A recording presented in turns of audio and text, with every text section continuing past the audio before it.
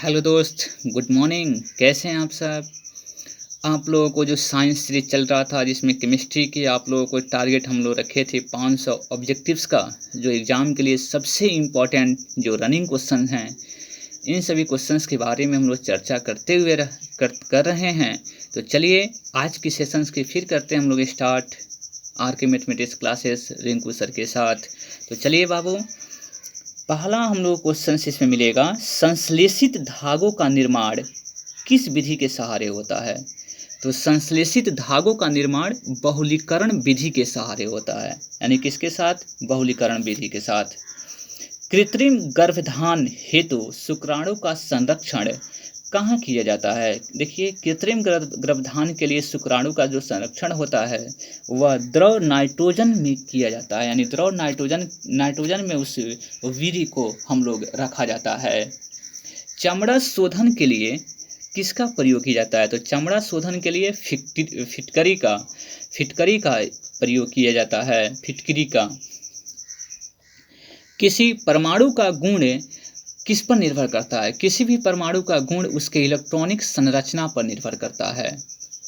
वायु की, पृथ्वी की आयु का आकलन किसके द्वारा किया जाता है? पृथ्वी का कितनी उम्र आयु है उसको यूरेनियम डेटिंग किससे किया जाता है?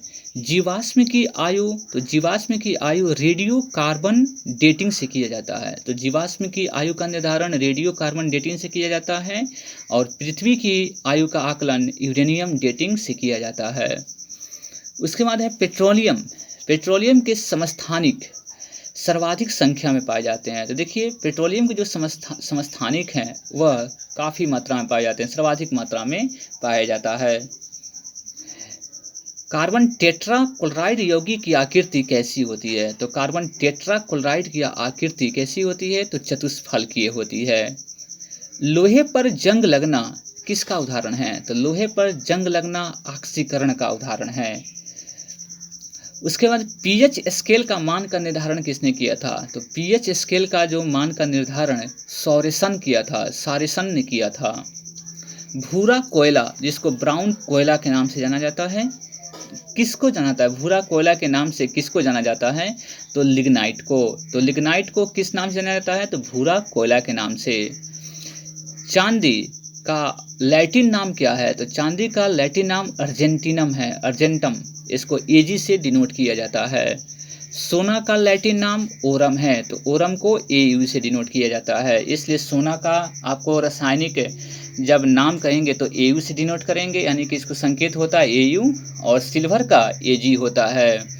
सूक्ष्मदर्शी के लेंस में किस कांच का प्रयोग किया जाता है? तो सूक्ष्मदर्शी के लेंस में फिलंट कांच का प्रयोग किया जाता है। प्रेशर कुकर के हैंडल में किसका प्रयोग किया जाता है? प्रेशर कुकर के जो हैंडल होती है उसमें बेकलाइट का प्रयोग किया जाता है, जो प्लास्टिक का ही आपको होता है, जिसके समझिए कि हम लोगों को हाथ नहीं जलता है। तो प्रेशर कुकर के हैंडल में किसका प्रयोग किया जाता है? तो बेकेलाइट का। क्षार का स्वाद कैसा होता है? तो क्षार का स्वाद तीखा और अम्ल का स्वाद क्या होता है? खट्टा होता है। तो क्षार का स्वाद आपसे पूछेगा तो तीखा होता है और अम्ल का स्वाद खट्टा होता है। सबसे अधिक विषैला पदार्थ कौन सा है?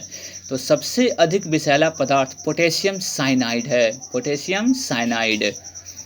भारी जल का जमाव बिंदु कितना होता है? तो भारी जल का जमाव बिंदु 3.8 डिग्री सेल्सियस होता है। और साधारण जल का जमाव बिंदु क्या होता है? तो 0 डिग्री सेल्सियस होता है। तो 3.8 डिग्री सेल्सियस भारी जल का होता है। एक कैलोरी कितने जूल के बराबर होता है? तो एक कैलोरी 4.2 जूल के बराबर होता है।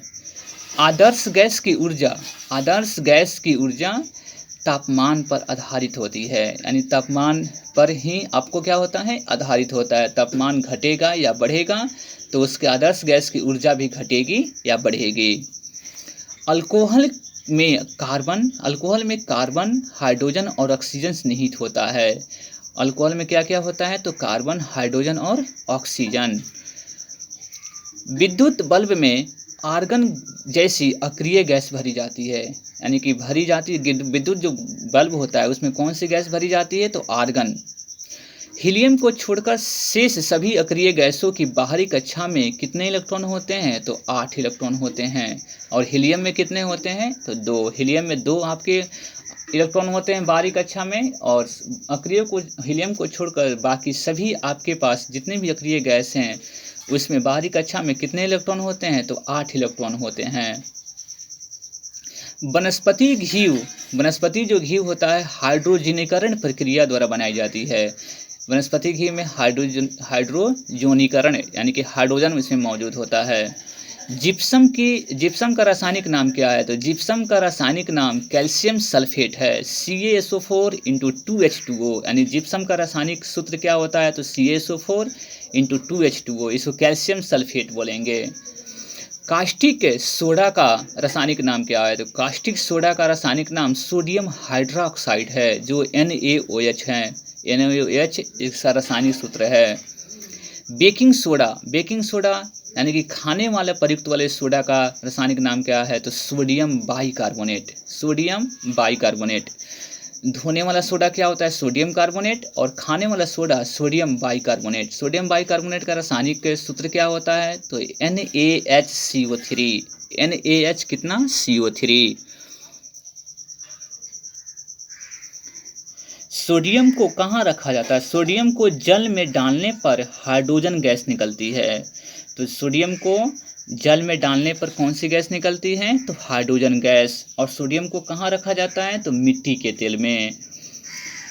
पृथ्वी पर कुल जल में मीठे पानी का भंडार लगभग कितना प्रतिशत है? तो पृथ्वी पर जितने भी जल हैं उसमें मीठे पानी यानी पीने योग्य पानी 2.5% है।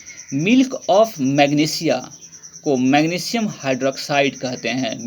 मिल्क ऑफ मैग्नीशिया को क्या बोलते हैं? तो मैग्नीशियम हाइड्रोक्साइड, जिसका फार्मूला क्या होता है? तो MgOH। क्या होता है बाबू? तो MgOH। एल्युमिनियम का प्रमुख अयस्क कौन सा है? तो इसको बॉक्साइट बोलते हैं। तो क्वेश्चन रहते हैं कि बॉक्साइट किसका अयस्क होता है? तो एल्युमिनियम का। और बॉक्साइट का फार्मूला क्या होता है? तो Al2O3 × 2H2O। उसके बाद वत्या भट्टी में कार्बन मोनोऑक्साइड द्वारा आयरन ऑक्साइड उपचयित होता है, यानी कि कार्बन मोनोऑक्साइड द्वारा क्या होता है? आयरन ऑक्साइड उपचयित होता है। फ्यूज का तार किसका मिश्रण होता है? तो फ्यूज का जो तार बनाए जाते हैं वो शीशा और टीन का बना होता है। शीशा और टीन के मिश्रण से ही फ्यूज का तार का निर्माण होता है। कांसा जो होता है, कांसा मिश्र धातु में कॉपर और टीन होता है, यानी कि कांसा किसका मिश्र धातु होता है? तो कॉपर और टीन का मिश्र धातु होता है। कांच वस्तुतः बालू, सिलिका, कैल्शियम सिलिकेट का मिश्रण होता है, यानी कि जो कांच होता है वह सिलिका और कैल्शियम सिलिकेट का मिश्रण होता है। सिलिका का अर्थ क्या होता है? बालू। महो स्केल का उपयोग खनिज की कठोरता मापने में किया जाता है। खनिज की कठोरता मापने में किसका प्रयोग किया जाता है? तो महो स्केल का। भविष्य का ईंधन किसे कहा जाता है? तो भविष्य का ईंधन हाइड्रोजन को कहा जाता है। टंगस्टन का गलनांक बिंदु कितना होता है? तो टंगस्टन का गलनांक बिंदु यानी कि 3000 डिग्री सेल्सियस होता है। कितना हजार? तो 3000 डिग्री सेल्सियस होता है। प्राकृतिक रबर किसका बहुलक होता है? तो आइसोप्रीन का बहुलक होता है। प्राकृतिक रबर किसका बहुलक होता है? तो आइसोप्रीन का। पेट्रोल का मुख्य संघटक कौन होता है? तो पेट्रोल का मुख्य संघटक ऑक्टेन है। फोटोग्राफी में फिक्सर्स के रूप में सोडियम थायोसल्फेट का प्रयोग किया जाता है। फिक्सर्स के रूप में किसका प्रयोग किया जाता है फोटोग्राफी में? तो सोडियम थायोसल्फेट का। हाइड्रोकार्बन का प्राकृतिक स्रोत क्या है? तो हाइड्रोकार्बन का प्राकृतिक स्रोत कच्चा तेल है। कच्चा तेल से हम लोग को हाइड्रोकार्बन प्राप्त होती है। पेट्रोलियम की गुणवत्ता किससे प्रदर्शित की जाती है? तो पेट्रोलियम की गुणवत्ता ऑक्टेन नंबर से। जितना अधिक ऑक्टेन नंबर रहेगा पेट्रोलियम उतना प्यूरिफाई होएगा। तो ऑक्टेन नंबर से हम लोग पेट्रोलियम की गुणवत्ता को मापी जाती है। रासायनिक यौगिक का सबसे छोटा संभावी यूनिट क्या है? रासायनिक यौगिक का सबसे छोटा संभावी यूनिट अणु है। अणु वह सबसे छोटा कण है जिसमें उस तत्व के सभी गुण वर्तमान होता है।